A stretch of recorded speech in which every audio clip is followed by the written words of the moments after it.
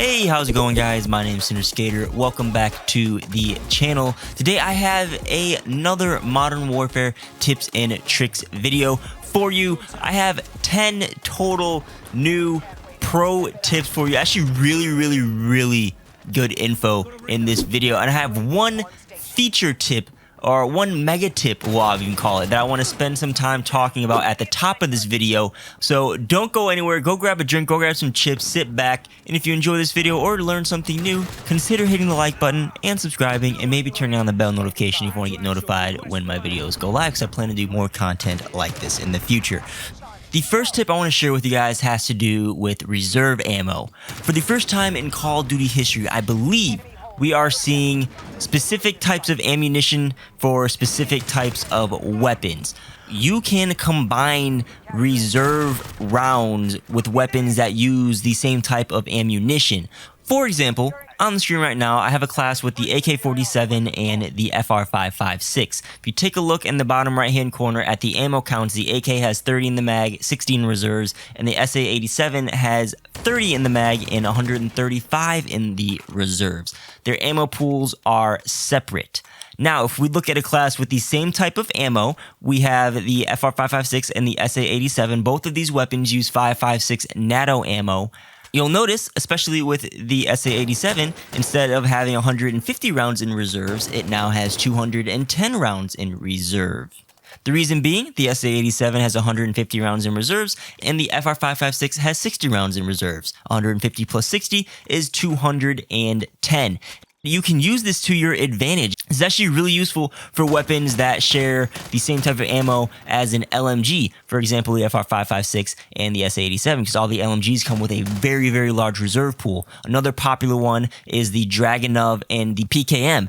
Now, some of you may be wondering what weapons can share ammo with what, and I got great news for you. I have a list that shares just that. So the Kilo 141, M4A1, FR556, M13, and the SA-87 all share the 5.56 NATO rounds. The FAL, FN Scar 17, M91, EVR14 all share 7.62 NATO rounds. The AUG, MP5, Uzi, and M19 all share 9mm Parabellum rounds. All these shotguns use 12 gauge rounds, so you can mix and match any of the shotguns. The Dragunov and the PKM all use 7.62 times 54 MMR rounds. The Kar 98 and the MG34 each use 7.92 Mauser rounds. And lastly, the X16 and 1911 pistols share 0.45 ACP rounds. I'll throw each of those categories with the weapons listed on the screen right now, so you can pause, study the list, take a screenshot for reference if you need to. If you don't see a weapon on the list, that means that weapon has a specialized ammo pool. Those weapons are the Odin, AK-47, P90, PP-19 Bison, MP7, .357 Magnum, Mark II Carbine, .50 GS, HDR, and the AX50. Each of those weapons use a different type of ammo or a weird variant of the ammo. For example, the AK-47 uses 7.62 Soviet rounds, which is different than the NATO rounds, and those two ammo pools won't combine. Super cool mechanic. I feel like it's flying under the radar, so spread the word. I wanted to take some time at the beginning of this to make sure I thoroughly explain this, and let's move on with the rest of the 9 tips. We'll kind of fly through these to make up some time. In this year's Call of Duty, bombs have a new mechanic. It will actually save your defusal progress.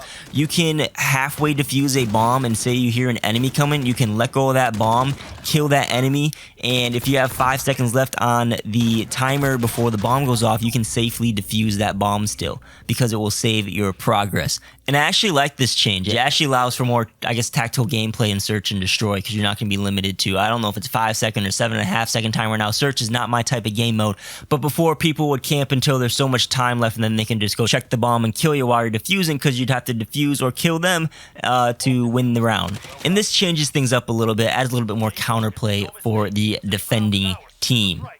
One tip I completely forgot to include in my last video has to do with door interaction in Modern Warfare. There are 3 ways you can open up doors, 2 of which I'm pretty sure everyone knows. 1, you can press X on the door and it will just straight up open the door. 2, you can charge the door. And then the third way, which I want to bring to light, is you can actually peek doors. And the way you do this is by aiming down sight and then pressing the open door button, and it will slowly crack that door open a little bit. And you can use this to your tactical advantage if you're trying to get in a gun gunfight across the map, or be sneaky, you can kind of peek that door and you can shoot through that peek. Or if you slowly move into the peek door, it will actually slowly open the door. It will open it a bit quieter than if you were to open the door normally. Did you know that EOD will reset the cook time on frag grenades? I did not know that until someone told me, and it actually says this in game. If you go through all the perks, there is an option to show more info for some perks, and sure enough, if you press this button on EOD, it says that picking up a grenade will reset the cook time. So pro tip, use that to your advantage. Majority of the perks have more info options, so I suggest just going through and looking through them. I don't think there are quote unquote hidden perks of these perks like EOD's bomb reset thing. I think that's a pretty big deal and wanted to make sure everyone knows that. Tip number 5 is shoot down score streaks, guys. It is not hard to shoot down score streaks in this game. They actually don't take that many bullets to blow up. I'll throw an example on the screen right now. If you're rocking a full party and a Harrier gets called in, or a support helo even, if you all just turn and shoot that thing down in the sky, I'm sure your combined efforts will take it down within one clip of ammo. Tip 6 has to do with tactical inserts in this game, which I actually find myself using a lot, especially in ground war. You will respawn the way that you're facing when you place down the tac insert, and you want to keep this in mind when you're actually placing it down, so you have an advantage when you respawn. You don't want to be facing a door, which I have been doing a lot until I realized this, because you'll be in situations like me where you're trying to put down a tac insert quickly and you're kind of running around. You just look at the corner real quick and throw it down and then get back into the gunfight. Don't do that. Make sure you're facing the way you want to respawn when you play down the tac insert, so you have a tactical advantage on respawn. Did you know that hardcore was actually in Modern Warfare? I did. Not sure everyone else knows, and the way you can actually toggle hardcore modes is by going into the quick play filter, and there is a button at the top of the list. It's X on Xbox. You press that and it will toggle all the hardcore modes on, and you can play hardcore to your heart's content. With the nerfings of claymores, I'm pretty sure they may do a couple other nerfs. Proximity mines are actually becoming more and more popular in Modern Warfare. And did you know you can actually dodge proximity mines? As long as you press crouch by the time the proximity mine goes off, which you'll have plenty of time to do so because you'll hear the notification, you'll see the icon on the screen, and you'll see it actually rise up in front of you. If you can crouch before that thing detonates, you will not die from it. You'll take reduced damage, and if you can get prone all the way to the ground, you'll take even less damage. Tip 9 is pretty useful if you're trying to go for gold or Damascus camo. It's to use overkill to level up a weapon. I've actually been doing this with a lot of my sniper rifles. I'd use overkill in an AR just so I can have a gun to go to if I get in close quarters gunfights. But actually, over time, my AR has leveled up, I think 50 levels, and I haven't even used it that much because I don't know how the mechanics work exactly, but sometimes you'll just get XP for both of your weapons at the same time. So if your class allows and you don't need a secondary, just throw on another primary that you want to level up and start that level up process. It's kind of like EXP share in Pokemon games, if you guys are familiar with that.